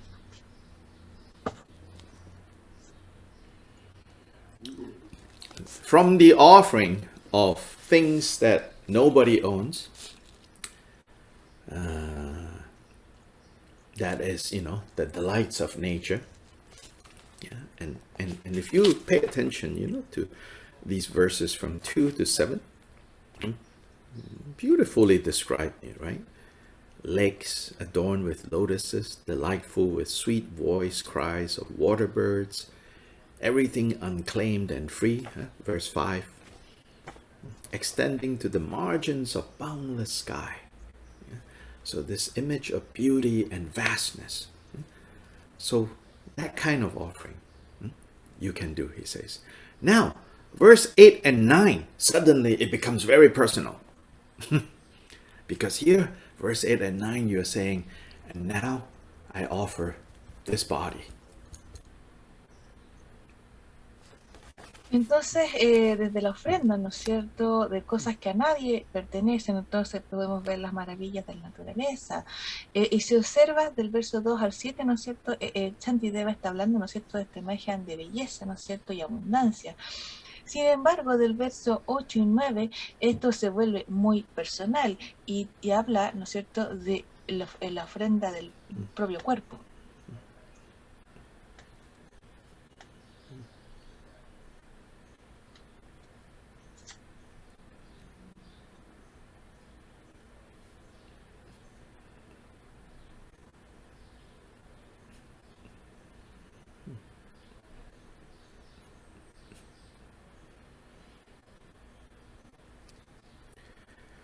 Uh, 8 and 9, Shantideva brings it back to where we might feel, oh, I don't know. Yeah, the 2 to 7 is like this vastness, it's kind of like, feels really good, right? And then 8 to 9, if we pay attention, right, you're like, whoa, do I really want to do this? But it's important to balance the vastness of the first one that is easy to make, but we forget, and nonetheless we forget that the first type of offering we can make. But now the second kind of offering, which is this. So he says, we can read this together. Enlightened ones and all your Bodhisattva heirs, I offer you my body throughout all my lives. Supreme courageous ones, accept me totally, for with devotion I will be your slave. For if you will accept me, I will be undaunted by samsara and will act for being's sake. I'll leave behind the evils of my past and ever after turn my face from them. Nos hace dudar si realmente queremos turn my face from them. What's them? The evils of my past. Turn my face from them in the sense of not creating those causes again, of course, but it also means not be burdened by the consequences of those evil actions. Meaning, those evil, those bad causes, those unskillful causes that have been created already, if they do ripen now, I know not to be burdened by them.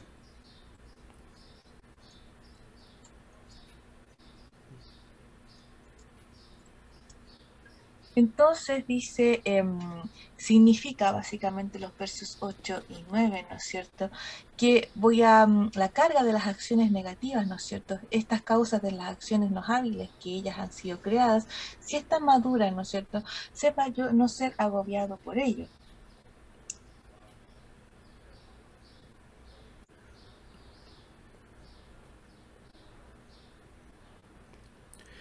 The word slave here is used, dasa in Sanskrit.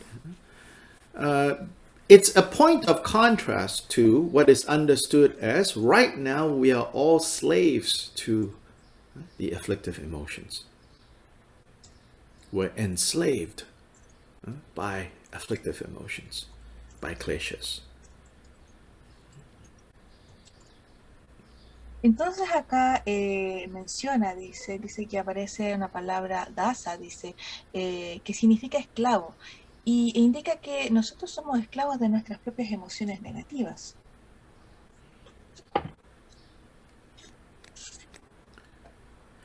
And because of the afflictive emotions being our lords right now, negative karma, as in causes, were created. Unskillful karma, unskillful causes were created. And when unskillful causes, karma, created, then the ripening results of suffering are inevitable. So right now we are enslaved by afflictive emotions and negative karma in terms of cause and negative results.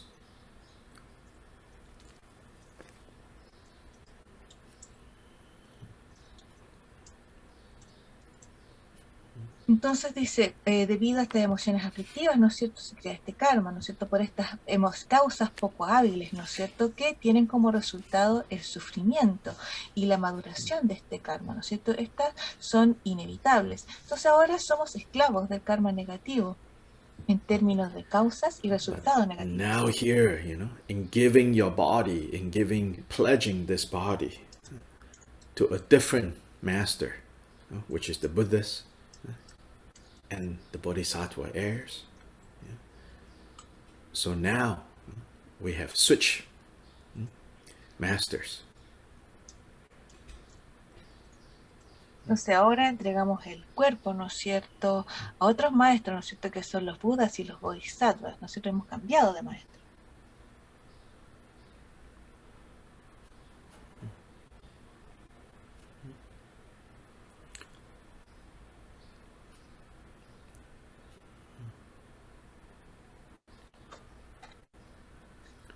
When we have switched masters from afflictive emotions and negative karma to Buddhas and Bodhisattvas, then what happens? Shantideva tells us, now I will be undaunted. Verse 9. I will be undaunted by samsara and will act for the sake of beings.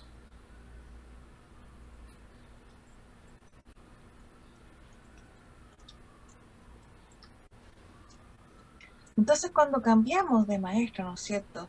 Y nos volcamos a los maestros, ¿no es cierto? Desde las acciones y las emociones aflictivas, ¿no es cierto? Esto nos permite separarnos del samsara y actuar por el bien de los seres.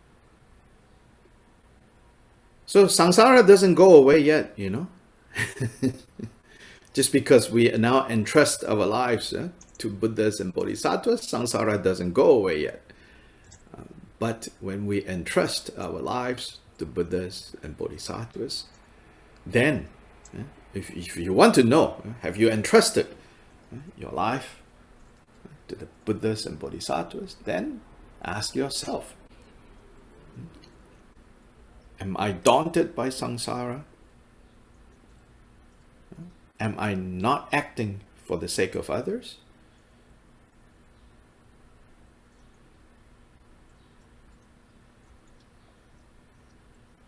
Entonces, pero a pesar de que nosotros hayamos, ¿no es cierto?, entregado o ofrecido, ¿no es cierto?, nuestra vida a los maestros, ¿no es cierto?, a los Budas y Bodhisattvas, el samsara no se va, no solo porque confiemos nuestra vida a los Budas y Bodhisattvas, significa que el samsara no se va a ir, va a estar siempre ahí.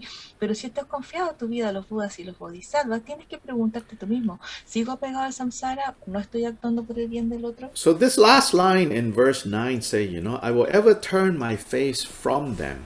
That means turn away from the evils of my past, the kleshas, and the negative karma. I turn my face from them. This is turning away, turning our minds.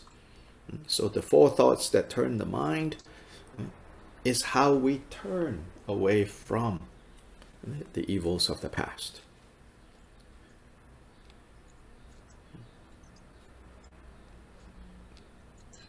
Entonces, esta última línea del verso 9 significa que voy a dar la espalda, ¿no es cierto?, a las acciones negativas, que voy a transformar la mente, ¿no es cierto?, desde estas acciones no hábiles que son dañinas del pasado, ¿no es cierto?, a las acciones por el bien de los demás. Y me voy a abstener, ¿no es cierto?, de ejecutar acciones negativas. Turning from the evils of the past is not, you know, going into denial. Pretending, oh, I didn't do those things. It doesn't mean that. Y cuando hablamos de transformar, ¿no es cierto?, la mente y darnos vuelta, ¿no es cierto?, y olvidar los demonios del pasado, no significa entrar en negación de que uno no hizo. I will not let the kleshas, the afflictive emotions, be my master. Significa que a partir de ahora no voy a dejar que estos kleshas, que estas emociones aflictivas sean mi maestro. And whatever negative causes that I can destroy before they start ripening, I will do that. Entonces cualquier causa negativa que pueda empezar a madurar, las voy a destruir.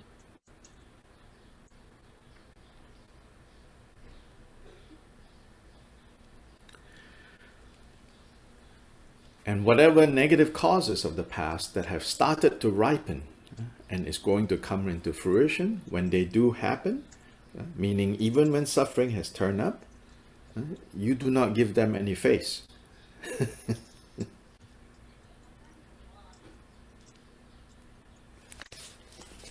Ni cualquier causa negativa del pasado que empieza a madurar, incluso cuando aparezca el Not giving sufrimiento, no any le da face to the espacio. suffering that has turned up doesn't mean, you know, you pretend it's not there. Lo que no significa que It pretendas just que no means, está ahí. you will not, you know, feed them, entertain them, Significa que and make them sencillamente no move vas in, a you know. alimentar estas emociones o este sufrimiento.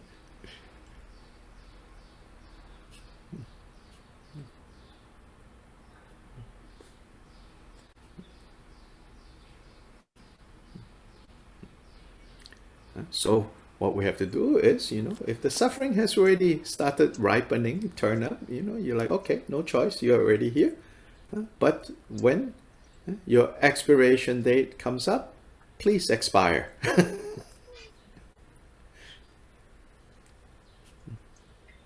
Lo que tenemos que hacer entonces, pues si es que ya apareció el sufrimiento, significa que ya no hay elección, que ya el sufrimiento está ahí. Entonces lo que hay que hacer es esperar que expire ese sufrimiento.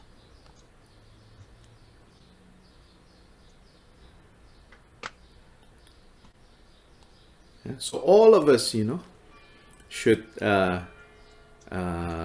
check, all the different sufferings that we are currently experiencing.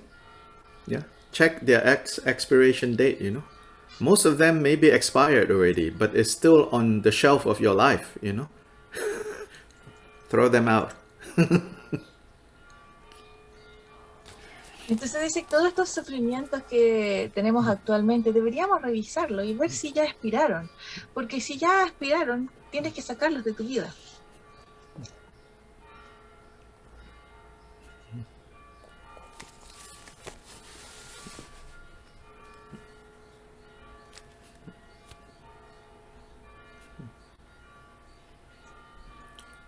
All suffering, and for that matter, all happiness. All suffering, and then all the happiness that we experience in this cyclic existence, in confused existence, they all come with expiration dates.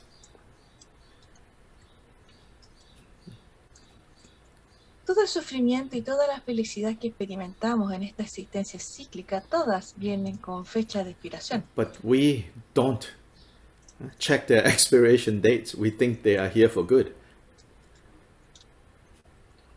Y nosotros generalmente no verificamos su fecha de expiración. Normalmente tendemos a pensar que están aquí para siempre. So the suffering that we still keep on our shelves, they grow even more and more yucky. Entonces ese sufrimiento que nosotros mantenemos como nuestra suerte de despensa va creciendo más y más.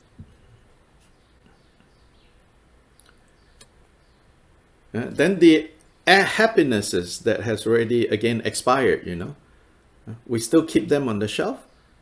Then what happens is we cannot really eat that anymore, and there's no more space for new happiness to turn up.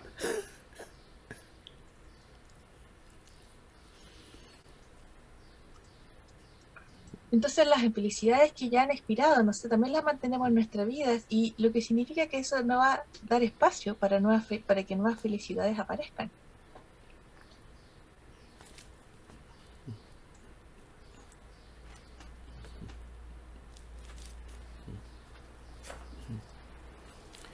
So today, tonight, on the eve of Sagadawa Duchen, good time to do a little spring cleaning. Entonces ahora la tarde de Sagadawa Duchen es un buen momento para hacer una suerte de limpieza de primavera.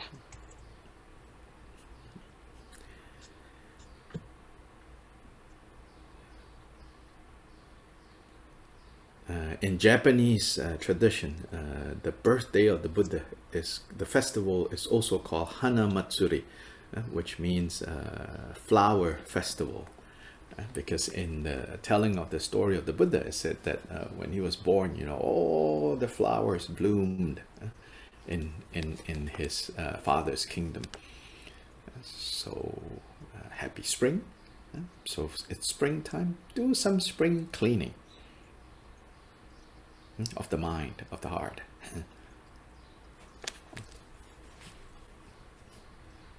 Entonces la tradición japonesa, el cumpleaños de Buda se llama Hana Matsuri. Se conoce como el Festival de las Flores, porque la historia se dice que cuando nació Buda florecieron todas las flores del reino de su padre.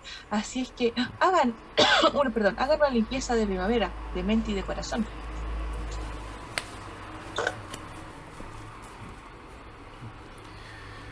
The Buddha's and Bodhisattva's greatest desire is the desire for us sentient beings to be free from confusion and suffering.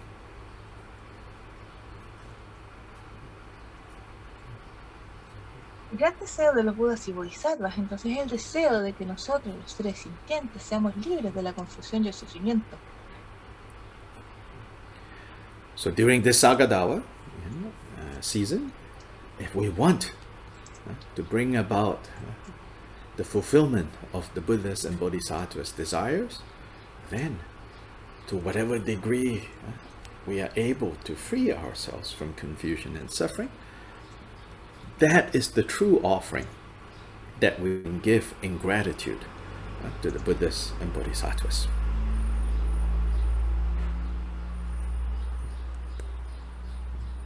Entonces, durante Sagadawa, si queremos complacer los deseos de los Budas y los Bodhisattvas, lo que podemos ofrecer, ¿no es cierto?, es esta capacidad y esta liberación del sufrimiento. Eso es lo que podemos darles.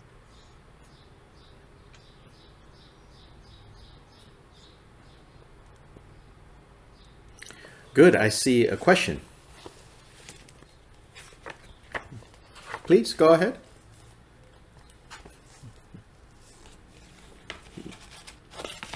You have to unmute yourself. Let's see.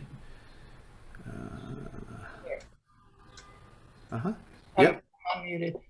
I'm muddling through this a bit, and it seems that in my particular case, I'm dealing with grief, and it seems that the things that complicate grief are the guilt, remorse, what I could have done, should have done, and so forth. And it seems to me that that is something that we can make an aspiration or a commitment to let go of. Yes. And that seems to be, that I think I can do, I can see how it can be done. But grief is not something that you can just say, I give it up. It seems to be less complicated. Sure. It's a cleaner, if you will, emotion, because it doesn't have all that other stuff. But that's not something that you can say, I give it up and, bye-bye. It just has to work itself out. It's different. Oh, yes, of course. That's why I say check the expiration date. So it's not... There is an expiration date. That we have to remember. And sometimes we forget that there is an expiration date. But then, maybe today is not the expiration date. Then you throw it out too soon, it's also not going to work. But we can't rush some expiration dates, but we can rush others. Yeah, absolutely. So you have to determine which is with skill, and the determining, yes, of course, we're not talking about, you have a checklist, check, this type, no, it's, you feel your way around this. Yeah. Yeah. Okay. Thank you.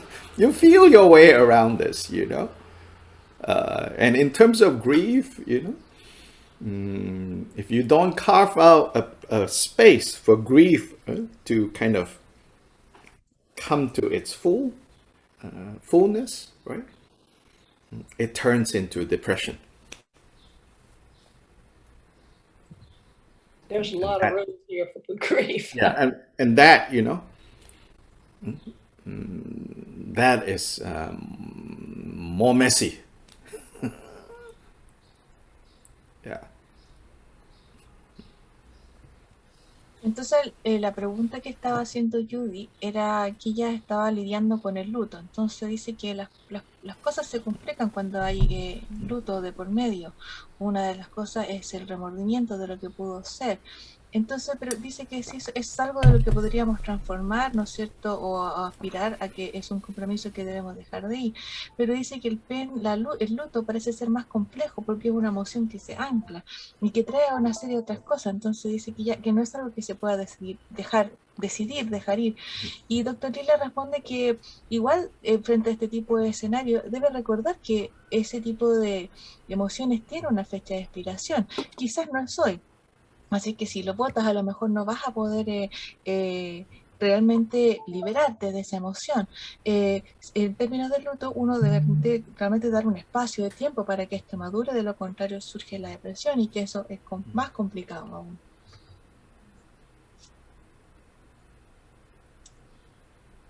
No sé si alguien más tiene alguna pregunta que desea hacer en español, ya la puedo traducir.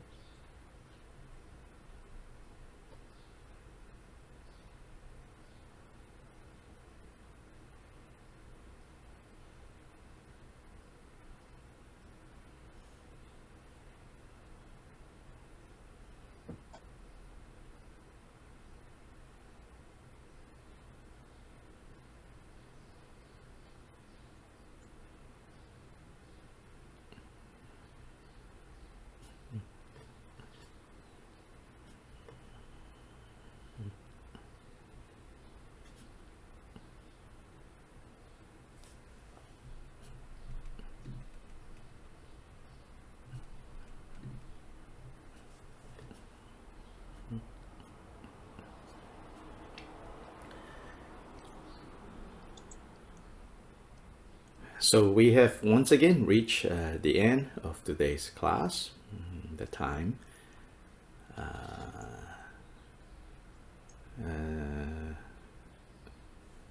Tonight, for us in the Western Hemisphere, or tomorrow morning for those of you in Asia, there are two things that I want to call your attention to. One, if you're on Facebook, you might have seen, those of you who are more directly connected to Drigung Kagyu, you will see that there is a Zoom program with His Holiness the Drigung Kyabgon, head of Drigung Kagyu, a short program that starts at 9 o'clock morning for those of you in Malaysia and Singapore. Then at the same time, there's so many things happening.